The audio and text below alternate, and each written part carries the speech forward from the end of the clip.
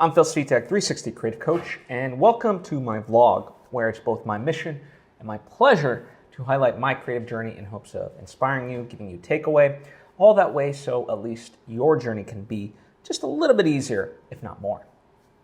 Now, there's a lot to talk about in various degrees of emotion, but before I get into everything, I would like to take the opportunity to invite you to subscribe if you haven't already, that we get all the various lessons and episodes that I put out right when I put them out. Thank you if you just did, and thank you if you already were. It truly does mean a lot to me, as I hope it does to you. So, where to begin? Well, I figured a fun place to start is with this quote, and it's from The Alchemist. And it's okay if you've never read The Alchemist, although I highly recommend that you do. It is a fantastic, fantastic book, and certainly many, many people in the world agree. And the quote goes, "And when you want something, all the universe conspires in helping you to achieve it." And I found that to be the case. Now, we have to kind of define what want is. You know, it has to be something that's pure. There's things that we want, and then there's things that we really want, right? It's almost like in storytelling. Whenever you tell a story, there's the conscious desire, but then there's what the character really needs in terms of their arc by the end of the movie, right? And so that applies here because it has to be something that is truly meaningful to you and from the bottom of your heart is honest. An example of that was in me making my latest feature film, A Bogota Trip, which is set in Colombia. We went down there with a group of actors and the team to film it, right? And not everything was perfect, but overall, even the stuff that in hindsight seemed imperfect, actually, it was the universe guiding us because it was trying to give us a better result. And it worked out perfect. It really did in that way. All the stuff that seemed like imperfections and inconveniences actually added up to an amazing result. Now, as far as how this applies to right now, well, this past week alone, I had two events in one night. And I thought they would be tough to make both, right? But I really wanted to. One was the book reading / book signing of Satya Doyle Bayak's latest book called Quarter Life. And she's someone that I interviewed. It was fantastic, and it's a person I've gotten to know over the past few years, and I just really love her work and what she represents. So, I would recommend checking out that episode. I'll link to it in the description, but also reading the book. It's the full title is Quarter Life: The Search for Meaning in Early Adulthood, and that subtitle of it really tells you what the book is about. Because, when we try to navigate life, on our own or how society dictates, and sometimes it's not perfect, right? So I really think it's a powerful book. But, that's not the main point. I just always want to take an opportunity to highlight someone's amazing work. The point is, I wanted to be there to support and just be a part of it, and this would be my first time actually meeting Satya in person, and it would be the first time in a while that I would get to see Elise Lunan, the host of Pulling the Thread, who I work with, because, while we see each other on Zooms weekly, we've not seen each other physically since the start of the pandemic, and so she was hosting the event and asking questions of Satya, who actually is one of her close friends. And so, I just wanted to be there for both of them. And it was such a great time, right? There were so many like-minded people there for this idea of hers, for this book of hers, and the conversation it sparked around those was phenomenal, and everyone who was there had a chance to, interact and meet each other. And it was a diverse group of people. I mean, you had people in palliative care, you had people in women's reproductive and just general health issues. You had, you had board members of the Joseph Campbell Foundation. You had, tenured professors at colleges, and it was just an eclectic mix of people. But yet, there was that commonality to support, but then also just this thirst for knowledge. And, I really, as much as I knew I had that next event to sort of go to, I didn't want to rush this because I knew it was a meaningful moment and I wanted to take advantage of it. And not in the sense that I think a lot of people will say, network and, good things sort of come of it. But this was more about not necessarily what will come if it does at all. It was just more about the idea that moments like this just kind of feed your soul. And, in a time where there's so much happening, it's always good to be reminded that there are helpers in this world, agents of positive change. And even if it's not in your field, it's just reaffirming in that way. And that's what this really felt like. And that's why I didn't want to leave until, the very end when everyone was leaving. And for the most part, everyone had that kind of sensibility of we all stayed, for the most part, I would assume, a lot longer than perhaps some of us anticipated. Perhaps, we all lead busy lives and things like that, but it was just, I'd like to think something about that moment that was a shared collective to really be together and continue to share ideas, and the conversations were wide sweeping and so forth. And so I thought for sure, okay, I missed out on my friend Tony Moore's screening, which I felt bad about, but I know I could essentially perhaps replicate, because it's a movie, right? So the movie, in essence, I know there'll be future screenings and so forth, or it will become available or stuff like that. And then serendipitously, I just kind of look at my phone and, I had thought the screening started at 8 p.m. It actually started at 9 p.m. And it was part of a block of short films. So it was actually 9 o'clock when we wrapped out at the book signing.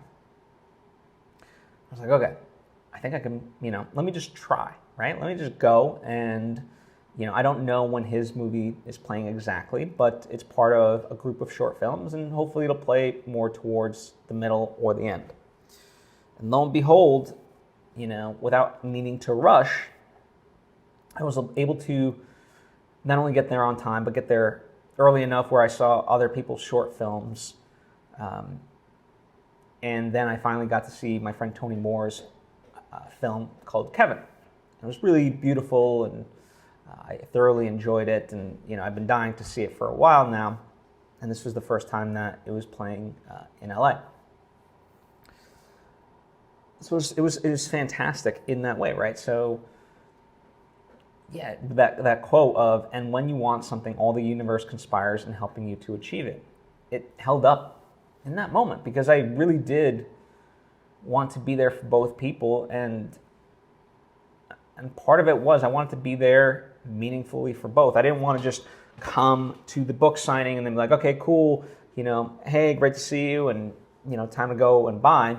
And not that there's anything wrong with that, but it's just not something that I love, and especially in this sort of LA culture where people are always coming and going, and and just life in general just tends to be so fast. I like to try to slow it down and make meaningful moments and go beyond the surface and just go as deep as I can with those moments, right? And yeah, it just worked out that way where I was then also able to make Tony's thing because I really did want to go genuinely see this movie that he made, that I was very proud of him. You know, I remember he called me and I had given him the advice of like, essentially just go for it, you know? You'll learn something, you'll have a fun time, and what he made was incredible. And so I'm very proud of him for doing that, right? For taking that leap. And again, that in and of itself is an example of, and when you want something, all the universe conspires in helping you to achieve it, because it was sincere. He did want to create this movie and have the earnestness that it has. And it's been doing well at festivals, right? So it's amazing to see. So those are two examples. And then, you know, it's just wonderful to get to see Tony up there talk about the movie afterwards. You know, this was part of the Burbank Film Festival, which, if you're a filmmaker, it's actually a really, really good festival. And, you know, the word actually it can be like a backhanded compliment, but I apologize for that, number one. Number two, you know, when it comes to festivals, you know, even a lot of them can, like, there's a lot of good intention behind them, but some of them sadly can be just disorganized, you know, and sometimes it's not the fault of theirs. Sometimes it's just the fault of like just the movie theaters and this and that. And, you know, we're, for the most part, as we probably all are in our creative lives, you know, they're equally understaffed and trying to take on too much and things like that.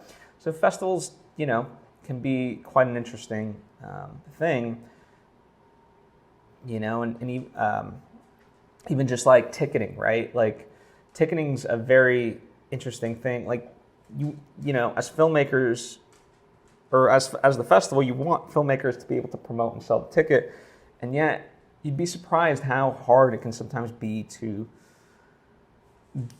just do that, right? Because the ticketing system is so antiquated or confusing and so forth.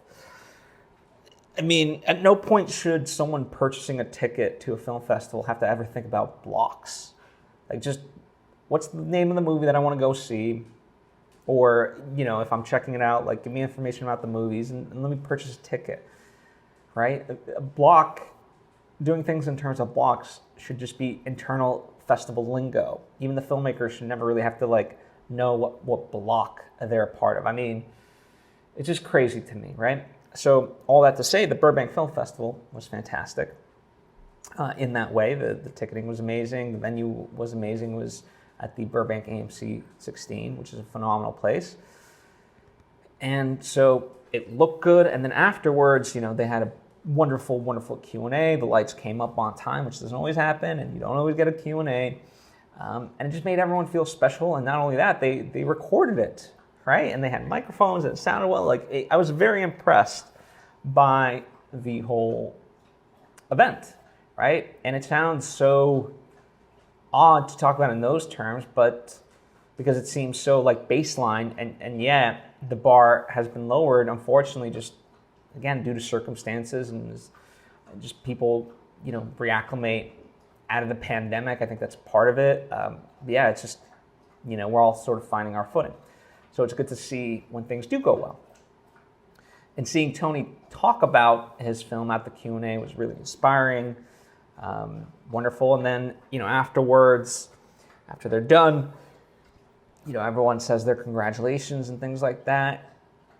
And again, this was another case of just wonderful people coming together to support Tony and meeting each other, getting to know each other, asking each other questions, and, you know, perhaps there's ways we can all work together. But again, even beyond that, like, I think too many people just network. How can I, you know, use this opportunity and so forth? And I don't know, to me, the irony is if you just not go into it without any expectations, you know, but wanting to have a good time, wanting to engage in a meaningful way, then all that stuff just comes naturally.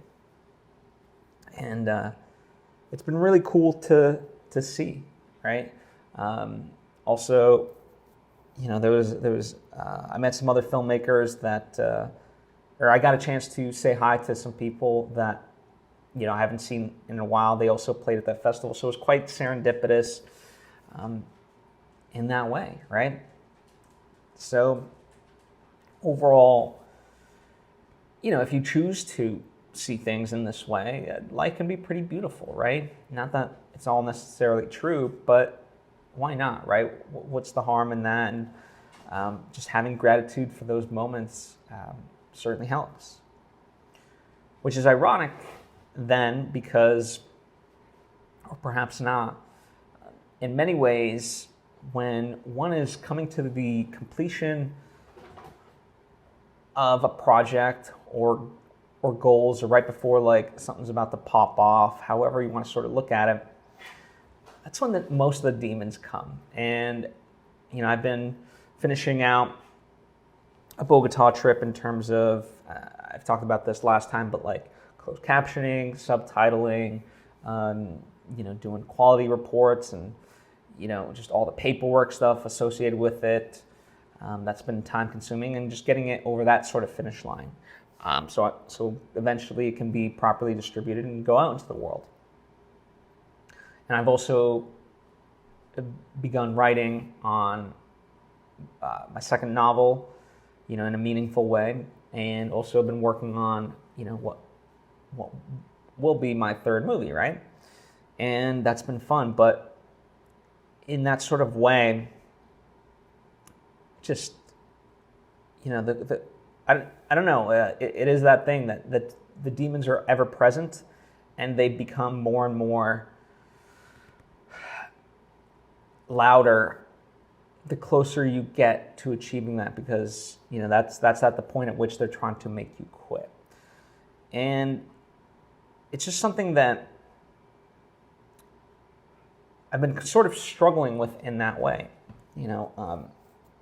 Bogota trip has had tremendous success already and continues to move forward, and yet it's like, why am I not satisfied with that? Why do I want more? And I think the short answer for me is because I want the success for those involved. I want them, they all were part of this with essentially deferred payment for the sole goal of, wanting to create something amazing. And we did. We really did. And so in that way, I want to reward that. Like, it'd be one thing if it was my own work and, I can kind of, shield myself from that. But I want it so badly for them, right? And so it's just been interesting in that way, where like sometimes jealousy of others comes in, or like self-doubt, anger, and things like that. And, it can be a lot to sort of work through. But our thoughts are not ourselves, and, they are just that. And, sometimes it's got to listen to them and hear them out and see what it's all about and explore it and move past it. And for me, that's part of it. Journaling has helped. Journaling is always a great tool to utilize, and also just to think of solutions, right? Just even reaching out to people who I know. Okay, like, well, let's get this movie some reviews, right? Okay, well, I know people who are film critics, so let me talk to them. Let me get some. Let me get some write-ups about it in my hometown of Connecticut, right? And all these things just instead of lamenting about it and letting it bring me down, it's just continuing to move forward.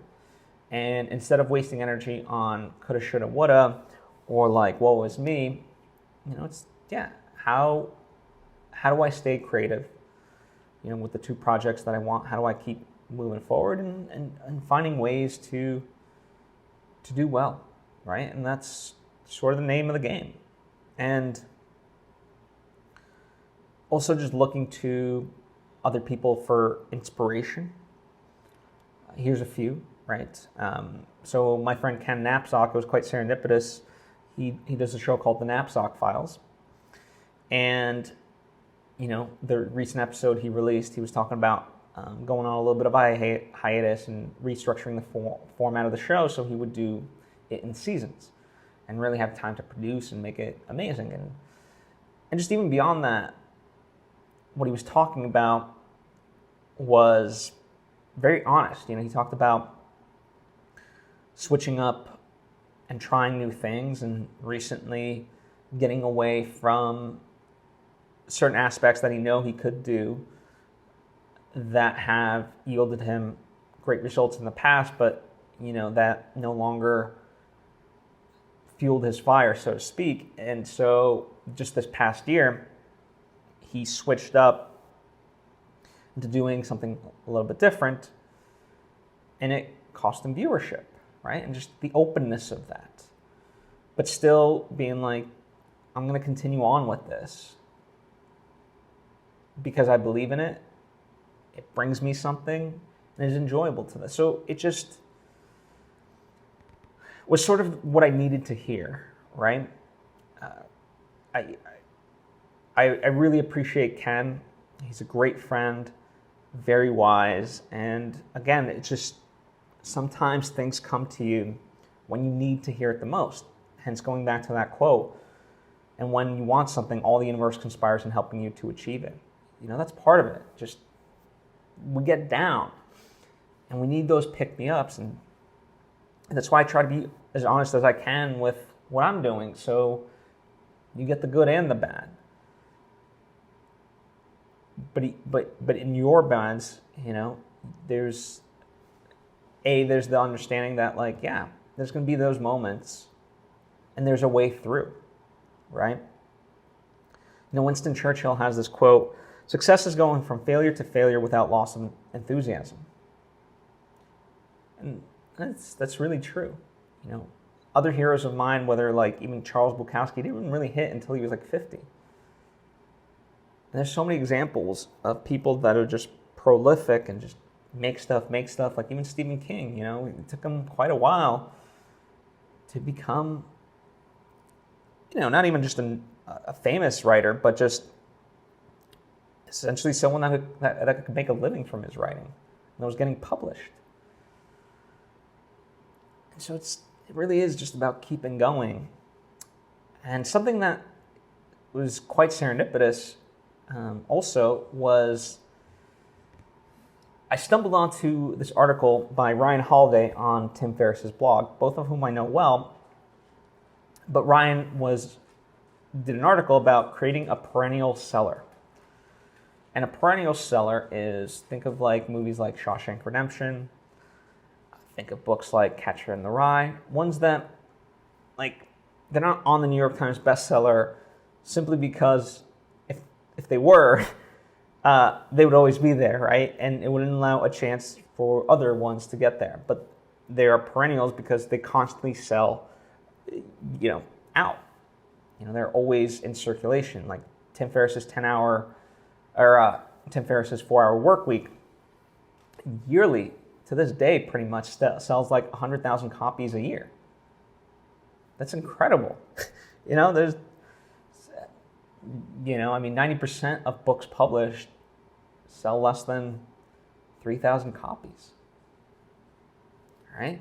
That's how, I don't want to say saturated the market is, but it's tough. It's tough. But anyway, I stumbled onto this article about creating a perennial seller, and I'm going to link to it in the description for you to check it out. He also has a book, that expands upon these ideas. But the long and short of it is, here's kind of the bullet points, right? The work is what matters. And too many people think about how it will make them famous and so forth, as opposed to just, as the cliche goes, enjoy the process. Make the best thing that you can, right? Go after that, and then good will come. It all ties back to that quote. And when you want something, all the universe conspires in helping you to achieve it. But I think it has to be pure. Fame for the sake of fame, I don't think works. I think that's a byproduct of creating something good. And even then, it might not come, but that's okay. Because as Stephen Pressfield in The War of Art reminds us, you're entitled to your labor, but not the fruits of your labor. Right? Anyway, the next part that Ryan Holiday talks about in creating a perennial seller after the work is what matters is think long term. Right? Don't chase trends, and that's a big one. I think too many people try to jump at an opportunity because it's a fad and try to capitalize on that. And listen, it's not to say that it doesn't work. I'm not saying it doesn't. But for me, I'm not interested in that. And as an artist, and I think, when we can look at any work of art that you may value, when you really look at it, it gets to the core of something quite human. And that's what makes it stand the test of time, regardless of if it's a film, regardless of the visual effects, or, if it's still black and white, or how it sounds, like, it just manages to bypass any of those limitations because it just gets to something so universal. But that's because they're thinking long-term, and again, the idea of the quality of it, rather than just like, oh, here's this fad, let me jump on that, boom, done. So, the next bullet point of this is competition is for losers. What's unique to you? So that's part of that whole thing of, like, don't go chasing trends. And listen, at the end of the day, like, if you're writing a book, let's say, certainly you're going to have to work within a genre or whatever, but trying to compete to make the best pop song when that's not really what you're interested in, it's not going to work, right? It has to be really true to you. And when you can do that, it can penetrate, right? And that's why, in my heart of hearts, in spite of whatever negative thoughts ever arise in my mind about, my work, I know in that moment I did the best I could, and people who have seen that, or whether it's seen the movies or read the books and so forth, they know there's an energy there. It might not be Scorsese, or it might not be Stephen King or whatever, but I'm working towards that. And that doesn't mean that it doesn't have value, right? The next point is know your audience, right? I think this is a big one because we as artists try to just deduce everything down to numbers, followers, things like that, viewership. And those are good metrics, but really dig into, who is your audience, and go after them, because just chasing a number is not enough. It really isn't. For me, I know that there's something good in a Bogota trip. And I know the audience, like the people that are searching for meaning in life, the people that are curious about life, the people that love movies like Richard Linklater's or One Car Why, that love nuance. This is for them, right? And I know if I can reach those people, it will resonate. And so you got to think about it in those terms, how to reach that audience. Tim Ferriss actually talks about this a lot. He learned about sales. And one of the things he talks about with salesmanship is that too many people keep trying to sell to customers who will never be their customers. And that's a good lesson because, as an artist, find the people that will be interested in your work and spend the time selling to them instead of people who will never be your customer. Stop trying to convince people. Now, the truth of the matter is this can include your friends, right? Your friends may care about you, but sometimes they're not going to be your audience. Going back to Ken Napzok, he believes in what he's doing, even in spite of the switch up. And the audience that he once had, they're interested in just talking about movie news and Star Wars news and Game of Thrones news and whatever. And he loves that stuff, but he also loves other stuff. And so he knows there's an audience for his other interests. And he's working towards, cultivating that community, if you will. And he knows some of the people that were there before, for him, that's not the audience. And he understands that's okay. So a very important lesson. Next up, if you don't care enough to market your own work, why should an audience buy it? This is an important lesson that keeps getting reiterated to me. And in fact, Ryan Holiday quotes Ian McEwan, who is an author, wrote things like Atonement. Currently, serendipitously, I'm reading his book called Saturday, which Marissa Serafini and I will be talking about as part of our monthly book club very soon. But he talked about how, once a book is finished, he almost feels like an employee of his past self. Meaning, the novelist, Ian, got a chance to be creative, write this novel, and now that it's done, this Ian now has to go out and market it, which is the less fun for an artist. But it's necessary. More and more so today than ever. I mean, part of the beautiful thing is the barrier to entry has never been lower and allows us more access, and the process in many ways has become democratized. That's wonderful. But that also means you have to break through and push through the noise. And that's effort. And yes, certainly, there's people you can work with. But think of them as part of your overall team. As a filmmaker, for me, I love having a collective of actors I know, producers, cinematographers, VFX people, musicians, sound designers, screenwriters, and so forth that I can turn to for guidance and collaborate with whenever possible and all that stuff. Now, I've also been thinking about, okay, I gotta get a group of people that are really into marketing and promotion and make that part of my team. The truth of the matter is, any marketing that exists out there can be quite lazy. That's part of, when Ryan Holiday talks about competition is for losers, what's unique to you,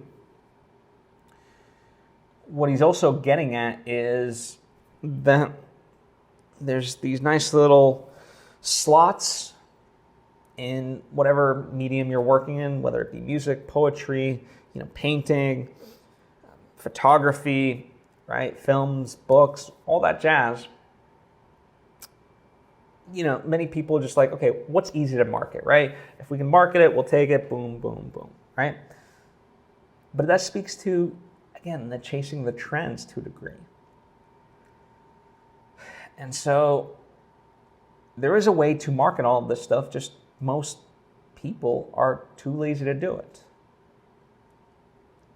But if you can get creative with the marketing as much as with the work itself, you can find that success. And that's a lesson that I'm learning. The next up is free is one of the best ways to get fans.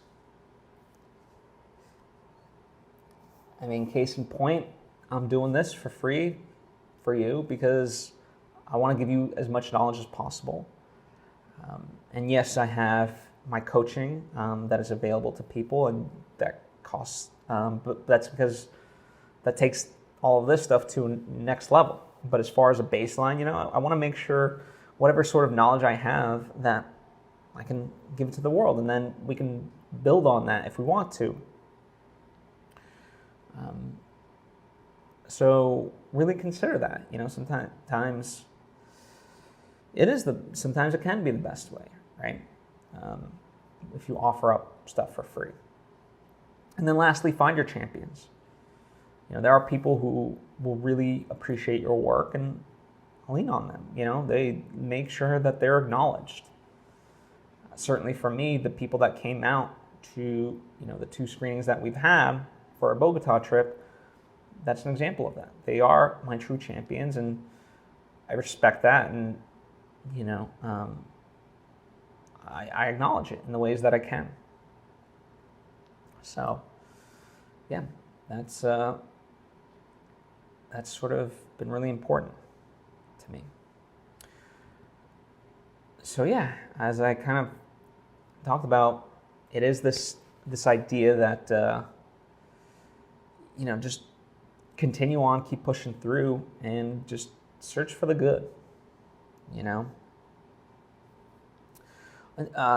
This might seem like a total 360, but it is something that I wanted to talk about, and that is the Queen's passing, right? It's been interesting to observe, for me, sort of how society, it becomes like a litmus test of who you are based on how you're reacting to this news. And, there's a lot of people that are saying like, hey, someone just passed away, that's someone's, mother, grandmother, great-grandmother, let people mourn. And then, there's the flip side of it. This was a very public person. This was a person with a very mixed history, to say the least.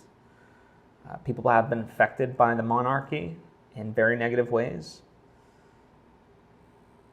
And in general, that's a population that has, in essence, been told to just keep quiet. And this is just another example of that, right? So I think it's a very complicated situation, and with a lot of nuance. And I think that's why, for me, it is important to think about things like this, so that we don't escape that history, so that we don't, as artists, I always, at least for myself, try to get at the deep universal truth. And to do that, it is very much playing in the nuances and understanding things on a very deep level. And I think too often we have a very surface level understanding of things. And not only that, a lot of history does get whitewashed. And certainly with the Queen, just remembering her as this pure and inspirational person is a little bit of that like first draft of just recontextualizing who she was. There were good aspects to her. There were also very negative. And it's, with my friend Ian Kaiser, him and I have a lot of conversations. And one of the things he pointed out recently was that I have a tendency to, when speaking with him, jump around and tie in many things together. And I said to him, this is true. But that's because in my mind, the world is so interconnected and all these things do tie together. And I understand I'm not eloquent in discussing them, but that doesn't make it untrue. And I told them, like, part of our dialogues is so that way I can try to verbalize it beyond just having it in my head, and I could, pinpoint what about the idea is truthful and what about it makes an assumption and is incorrect. But in many ways, yeah, it got me really thinking just about things in general, and history, right? Like, when it comes to the Holocaust, yes, there's always been Holocaust deniers, but more alarming now is there's a crop of new generation that really isn't even going to know what the Holocaust really was. They're not even gonna, like, denying it is one thing, but not knowing it to some degree might be worse. Martin Luther King, we have a day here in America dedicated to him, and people sort of know what the I Have a Dream speech is all about. But really, at the time of his death, he was one of the most hated men in America, right? And it's just, we need to keep these things in mind. I took a cooking class recently with Chef Pierre, and I'd never known this about fry bread. Fry bread is associated with indigenous culture, but it has a very mixed history because it was basically a survival food. When colonizers came and were trying to wipe them out, that was what they needed to eat. It wasn't always part of their history. They did that because they needed to survive. And, you could look at that of like, okay, well, that's history, that's in the past. Well, the problem is the history does affect the future. It's like those who don't study history are doomed to repeat it. It's not the exact adage, but close enough. And still in today, I observe things for the sake of progress or, so forth. Like, for example, within Los Angeles, there's the Serrano Hills, which are being essentially illegally, taken down and built upon and commercialized. So, no, it's not colonization in that way, but just the idea that, like, everything is available to us and do as you wish, might is right sort of thing, it ties into me.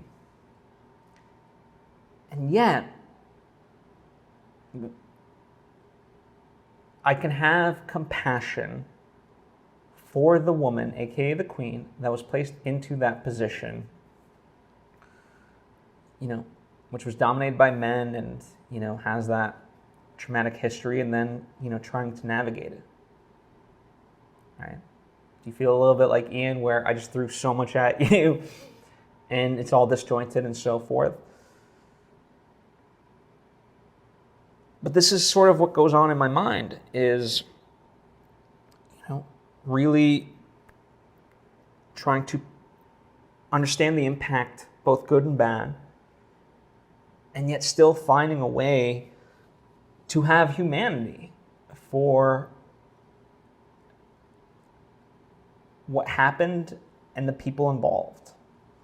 Martin Luther King, one of the reasons I thought about him was he had this notion that if you go into a protest with an angry heart, you're not welcome. You must love, like, the people that, you're protesting against. You're not protesting against the people. You're protesting against the ideology, and you're trying to make a better world. But you can't do that with an angry heart. It's one of the most difficult things in the world, especially when, you're the one being wronged. And in many ways, it is very academic, for sure. But especially, call it privilege, call it or whatever you want. I think we have to really take that opportunity with the privilege given to be able to do that. And think about that. And try to enact good traits into the world. One of the things that really saddens me is I don't think people study enough history. I remember, like, when the Ukraine war first got started, people on social media, how long do you think it'll take, this whole thing, 2 weeks, 2 to 6 weeks, 6 to 8 weeks? And I was like, you guys have really never studied war. It's going to be at least a year. And I know because a war is at minimum a year, historically. But really, unfortunately, I think it'll be a lot longer than that. Sadly, it would not surprise me if this is like the Iraq War, where it goes on for 2 decades, potentially. Which is sad to admit, but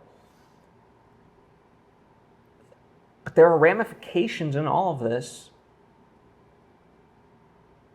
that it's a ripple effect, and there's a cause and effect to all of it. And unfortunately, in many instances, especially in instances like this, better angels don't always prevail. And that's why I think it is important to study history, so that way we can do our part to affect positive change and get beyond, in a sense, conditioning of humanity.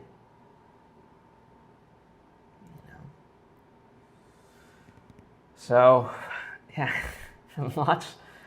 lots has been on my mind, both good and bad, but trying to process all of it. And I appreciate you, essentially listening to me work through that process, and I hope you got something out of it. And I encourage you to, feel free to ask me questions to expand upon anything, or just offer up your own thoughts. I would very much love to hear them. Comment down below or hit me up on social media at Svitek. I truly appreciate you taking time to listen. My goal is always to help, and if you think I've done that, and if you think I can be of more service to you, certainly you can check out my coaching services that are available to you, or if you want to just kind of dip your toe in first, that's what my Patreon page is for, patreon.com/PhilSvitek. There's various tiers of support with various levels of interaction, right? Both of those are linked to in the description. Likewise, I've been talking about, or hinting at least, the stuff that I've made, books, movies, merchandise, and so forth. All of that is available to you as well. Supporting that stuff really does help support this, because by it being standalone and earning money, I can make more of it, and by getting to create more of it, I can continue putting out episodes like this and lessons, all that good stuff, to share freely the knowledge that I've gained to help you along in your journey. That is certainly the hope. Thank you as always. I appreciate you. I'll see you